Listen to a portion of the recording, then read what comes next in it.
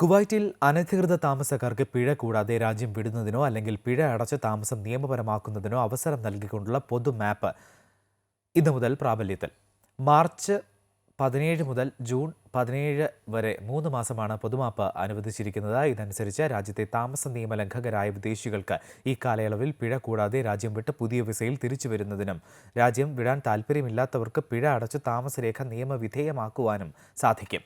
ഇന്നു മുതൽ താമസ നിയമലംഘകരായ വിദേശികൾക്ക് തങ്ങളുടെ ഇഖാമ ഇഷ്യൂ ചെയ്തിട്ടുള്ള ബന്ധപ്പെട്ട റെസിഡൻഷ്യൽ ഡിപ്പാർട്ട്മെന്റുകളിലെ എത്തി ഇതിനുവേണ്ടി നടപടികൾ പൂർത്തീകരിക്കാവുന്നതാണ്.